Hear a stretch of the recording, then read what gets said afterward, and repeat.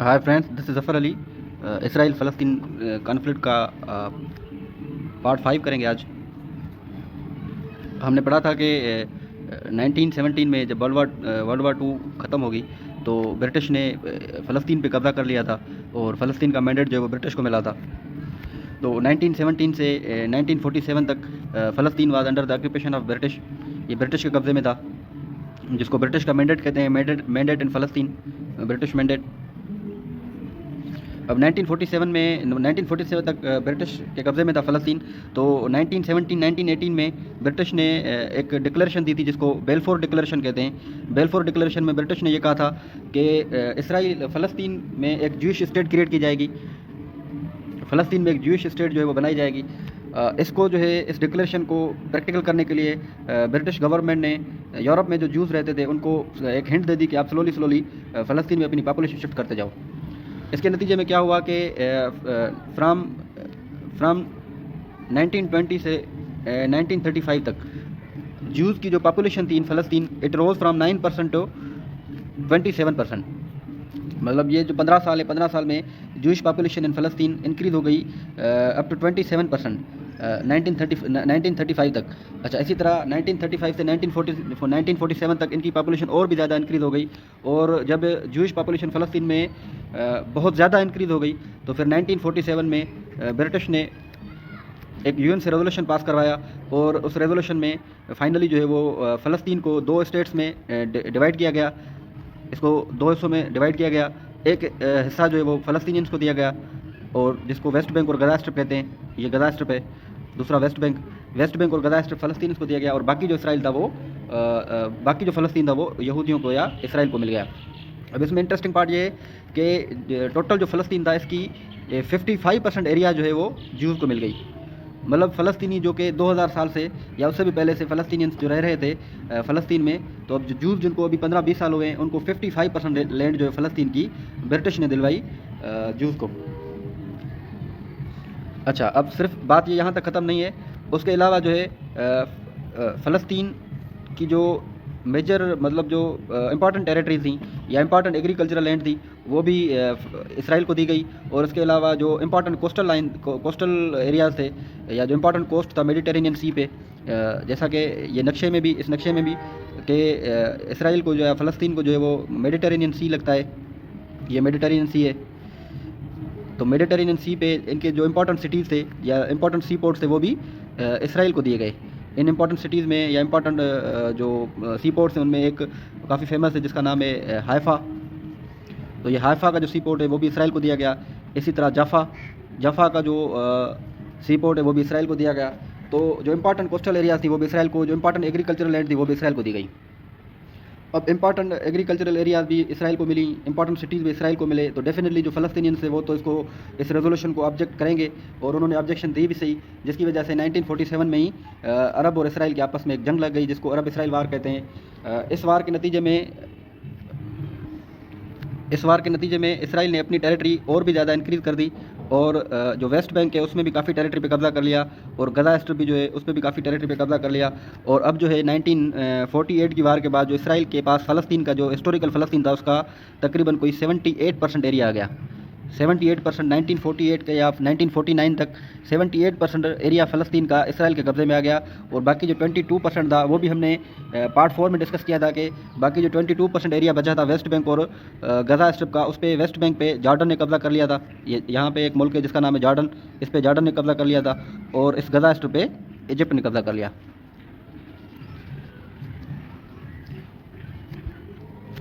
इसके बाद तकरीबन अराउंड 20 साल से भी कम के टाइम में 1967 में मुसलमान जो थे, अरब्स थे, इन्होंने एक दूसरी जो है वार स्टार्ट की इसराइल के साथ। उस वार को कहते हैं 6 डे वार, या उसको 1967 की वार कहते हैं, या इसको 6 डे वार कहते हैं। 6 डे वार में इसराइल ने फाइनली वेस्ट बैंक पे भी कब्ज़ा कर लिया। ये तो इसराइल था ही था, पहले ही था। 78% जो फ़लस्तीन की टेरिटरी थी वो इसराइल के पास ऑलरेडी थी।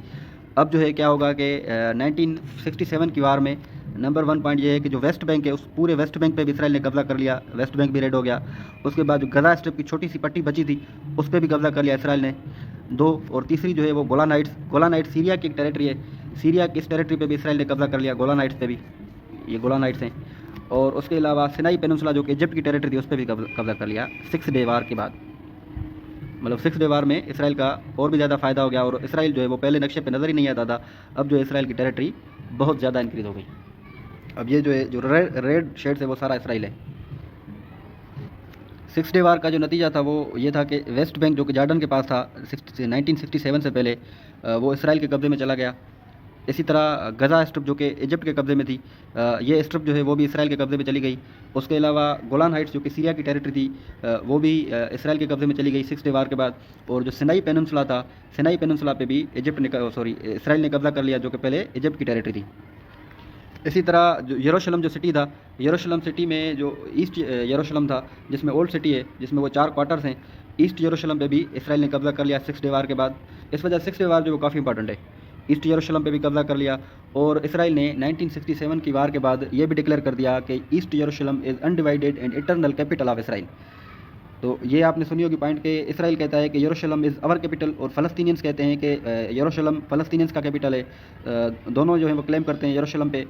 और इंटरनेशनल कम्युनिटी जो है वो मानती है, पूरी दुनिया मानती है कि इसराइल का कैपिटल यरूशलेम नहीं है बल्कि टेल अवीव है। टेल अवीव एक सिटी है इसराइल में, टेल अवीव, जबकि इसराइली खुद कहते हैं कि हमारा जो कैपिटल है वो यरूशलेम है।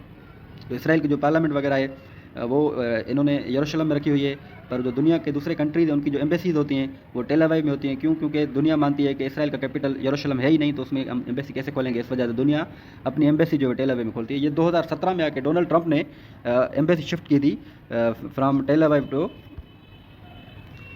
टेल अवीव से 2017 में डोनाल्ड ट्रंप ने शिफ्ट की थी एम्बेसी यरूशलेम में।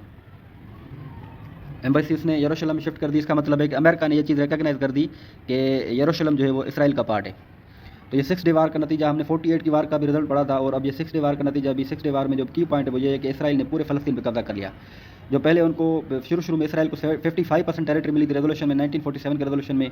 उसके बाद ये आहिस्ता आहिस्ता 57% टेरिटरी से इंक्रीज़ होकर इनके कब्जे में आ गई 28% टेरिटरी फ़लस्तीन की। और 6 डे वार के बाद जो है इनको 100% टेरिटरी फ़लस्तीन की कब्जे में आ गई। उसके अलावा 100% तो आ गई, पर प्लस सिनाई पेनिनसुला भी इनके कब्जे में आ गया जो कि इजिप्ट की टेरिटरी थी, और गोलान हाइट्स भी इनके कब्जे में आ गए। गोलान हाइट्स अभी तक जो है वो सीरिया के कब्जे में है। बाकी सिनाई पेनिनसुला डेजर्ट था, इनके काम का नहीं था, इसलिए सिनाई पेनिनसुला इसराइल ने इजिप्ट को वापस कर दिया।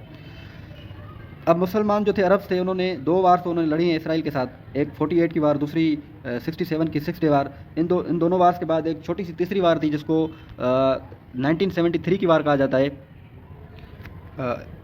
इसको योम किपुर वार भी कहा जाता है। 1973 में एक वार हुई थी जिसको योम किपुर वार।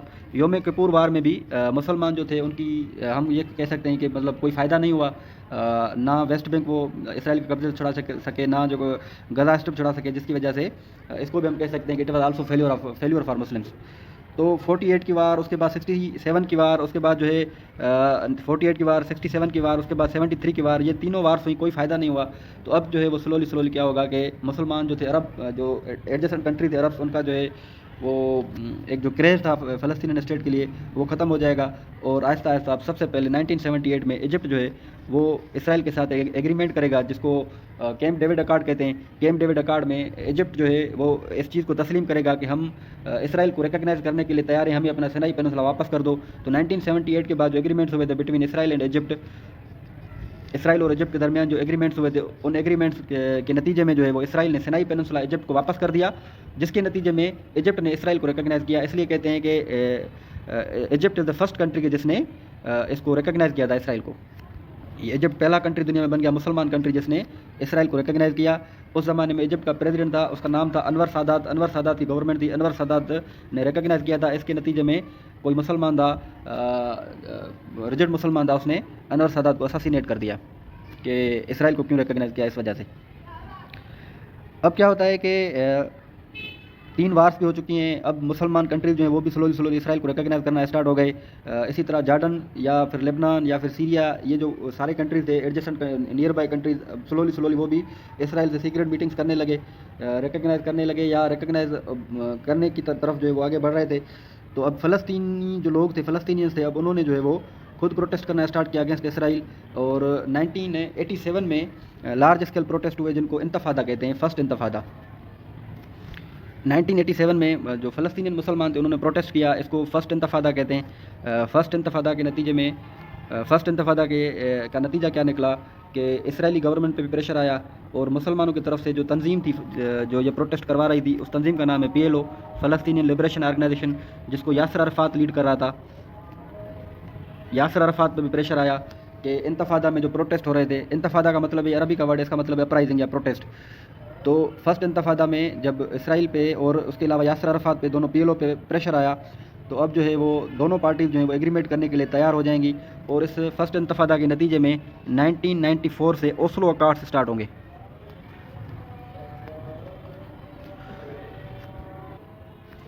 अब थोड़ा सा रिपीट करते हैं कि 1917 में फ़लस्तीन जो है वो ब्रिटिश का मैंडेट बन गया, ब्रिटिश के कब्ज़े में आ गया।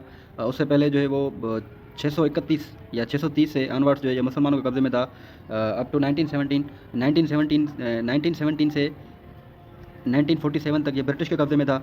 और 1947 में एक पार्टीशन प्लान आया जिसमें इसराइल की स्टेट बनी, और उस पार्टीशन प्लान की इसराइल की स्टेट बनने के बाद जो है वो अरब इसराइल वार लगी, जिसको 1948 की वार कहते हैं।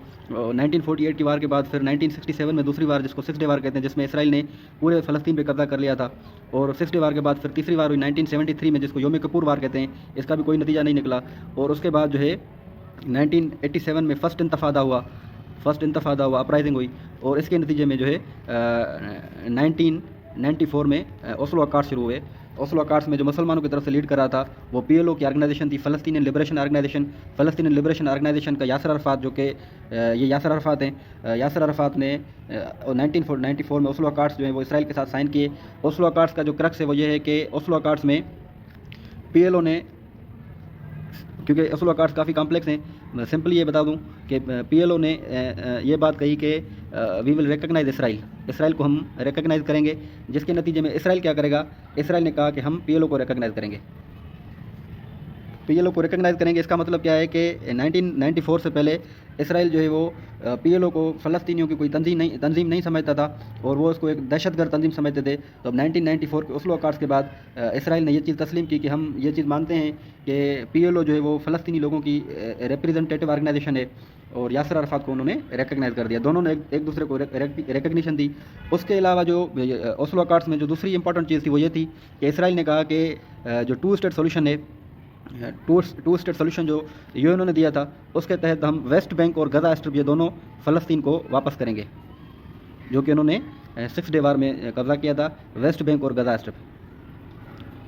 अब इसराइल ने ये बात कही कि मसला ये है कि 1967 के बाद या 1948 की वार के बाद जहाँ जहाँ पे इसराइल ने कब्ज़े किए थे, वहाँ पे इसराइल ने जल्दी अपनी सेटलमेंट से स्टार्ट कर दी थी। सेटलमेंट जो है वो ट्रांसफ़र करना शुरू कर दी। सेटलमेंट्स का क्या मतलब है? सेटलमेंट्स मतलब रहायशी कॉलोनीज जैसे बनाते हैं। तो जैसे वेस्ट बैंक में सपोज करें कि ये वेस्ट बैंक है, इस वेस्ट बैंक पे जो इसका जो ये हिस्सा है, इस पर अगर इसराइल ने कब्ज़ा किया है, तो अब इसराइल क्या कर रहा था कि जल्दी 48 की वार के बाद या 67 की वार के बाद इसराइल ने यहाँ पे अपनी जूइश कॉलोनीज़ बनाना स्टार्ट कर दी। जैसे गांव होते हैं या कॉलोनीज़ होती हैं, वो कॉलोनीज़ बनाना स्टार्ट कर दी। तो अब 1994 तक जो पोजीशन थी वो क्या थी? 1994 तक इसराइल ने वेस्ट बैंक में या गजा स्ट्रिप में कम पर वेस्ट बैंक में स्पेशली अपनी जो पॉपुलेशन काफ़ी ज़्यादा ट्रांसफ़र कर दी थी। ये जो रेड डॉट्स हैं, ये रेड डॉट्स इसराइल की सेटलमेंट्स हैं या इसराइल के गांव या उनकी कॉलोनीज़ हैं जो कि उन्होंने वेस्ट बैंक में आबाद कर दी थी। अब इसराइल ने कहा कि 1994 के ओस्लो अकॉर्ड में कहा कि हम जो है वेस्ट बैंक या गजा स्ट्रिप ऐसे एक दिन में तो नहीं दे सकते आपको वापस, क्योंकि हमारी वहाँ पे वेस्ट बैंक में आबादी रहती है। तो हम स्लोली पावर ट्रांसफ़र करेंगे, हम स्लोली अपनी पॉपुलेशन निकालेंगे और स्लोली आपको इसका कंट्रोल देंगे। तो 1994 के बाद इसराइल फ़लस्तीन में जो है वो फ़लस्तीन अथॉरिटी यासर अराफात के अंडर बनी, जिसको फ़लस्तीन की गवर्नमेंट कहते हैं, और उसका जो प्रेसिडेंट था वो यासर अराफात था। अब फ़लस्तीन अथॉरिटी को जो है वो कैसे फ़लस्तीन मिल रहा था या वेस्ट बैंक और गजा स्ट्रिप कैसे मिल रही थी कंट्रोल, कि इसराइल जो है वो स्लोली पॉपुलेशन अपनी जब जहाँ से खाली करता था उसका फुल कंट्रोल जो है वो यासर अराफात को या फ़लस्तीन को दे देता। जैसे सपोज़ करें कि ये एरिया बिल्कुल खाली हो गई, यहाँ पे जूस नहीं है, तो ये एरिया फ़लस्तीन को मिल गई। अगर ये एरिया जो ये बिल्कुल खाली है, इसमें कोई जूस नहीं है, तो ये एरिया फ़लस्तीन को मिल गई। यहाँ पे सपोज़ करें कि जूस रहते हैं तो ये एरिया फ़िलहाल नहीं मिलेगा। ये एरिया इसमें जो है अगर जूस रहते हैं तो ये एरिया भी फ़िलहाल नहीं मिलेगा। तो स्लोली इसराइल ने कहा कि हम 8-10 साल तक आपको जो है वो सारी टेरिटरी खाली करके दे देंगे। पर जाहिर सी बात है कि काफ़ी जूस भी थे जो भी नहीं चाहते थे कि वेस्ट बैंक जो कि इसमें यरूशलेम भी है और ये हमारी जो है वो प्रॉमिस लैंड है, कोवेनेंट के तहत ये हमें मिली है और अल्लाह ताला ने ये लैंड हमारे साथ प्रॉमिस की हुई है, तो ये फ़लस्तीनियंस को वापस नहीं देनी चाहिए, जिसकी वजह से इस तरह के जो रिजिड जूस थे वो इस एग्रीमेंट को नहीं मानते थे। और इसी तरह बिल्कुल फ़लस्तीन में आ जाएँ तो फ़लस्तीन में भी काफ़ी फ़लस्तीनी मुसलमान ऐसे थे जो कि चाहते थे कि यासर अराफ़ात जो है वो इसराइल के साथ एग्रीमेंट ना करे। इसराइल जो है इलीगल स्टेट है, तो वो भी जो है वो इसराइल को नहीं मान रहे थे, यासर अराफ़ात की बात को नहीं मान रहे थे। उसमें जो लीड कर रहा था वो हमास की एक तंजीम थी, हमास मुसलमानों की ये तंजीम है, हमास फ़लस्तीनियन कॉज़ के लिए तंजीम जो है वो काम करती है। हमास ने PLO, हमास वर्सेस PLO और हमास ये दोनों जो है फ़लस्तीनी मुसलमानों की तंजीमें हैं। PLO जो है उसने इसराइल को रिकॉग्नाइज़ कर दिया, पर हमास ने रिकॉग्नाइज़ करने से इनकार कर दिया, और हमास ने जो है वो अपनी जंग जो है इसराइल के ख़िलाफ़ जारी रखी, जिसकी वजह से जब हमास जो है अगर कोई अटैक करती है इसराइल पे, या जो ज्यूज़ हैं जो कि नहीं चाहते थे एग्रीमेंट हो, अगर वो वेस्ट बैंक में मुसलमानों के एरिया में कोई हमला करते थे, तो जिसकी वजह से दोनों के दरमियान जो वो ट्रस्ट ख़त्म हो गया, और ट्रस्ट ख़त्म होने की वजह से ओस्लो अकॉर्ड सारे फेल हो गए। अब देखें, मैं रिपीट करता हूँ कि ओस्लो अकॉर्ड्स 1994 में हुए थे, और 1994 में मुसलमानों को ये उम्मीद थी कि अब इसराइल जो है वो वेस्ट बैंक और गज़ा स्ट्रिप वापस करेगा। पहले तो मुसलमान चाहते थे कि पूरा फ़लस्तीन मिले, अब 1994 के बाद ये चाहते हैं कि सिर्फ हमें वेस्ट बैंक और गज़ा स्ट्रिप मिल जाए, ये भी इनफ है। अब ये मिलने ही वाला था कि हमास बन गई, हमास ने इनकार कर दिया कि नहीं, हमें चाहिए तो पूरे का पूरा फ़लस्तीन चाहिए, हमें सिर्फ वेस्ट बैंक और गज़ा स्ट्रिप क्यों चाहिए, पूरा फ़लस्तीन हमारा है। जिसकी वजह से जो वो एग्रीमेंट इनका नहीं बन सका, एग्रीमेंट नहीं बन सका, तो ओस्लो अकॉर्ड सारे फेल हो गए, और 2000 के बाद फिर इंतफादा फिर से हुआ, जिसको सेकंड इंतफादा कहते हैं। और सेकंड इंतफादा के बाद जो है इसराइल ने भी फुल इनकार कर दिया कि हम वेस्ट बैंक नहीं देंगे, और ये जंग जो है फ़लस्तीन और इसराइल की अभी तक जारी है।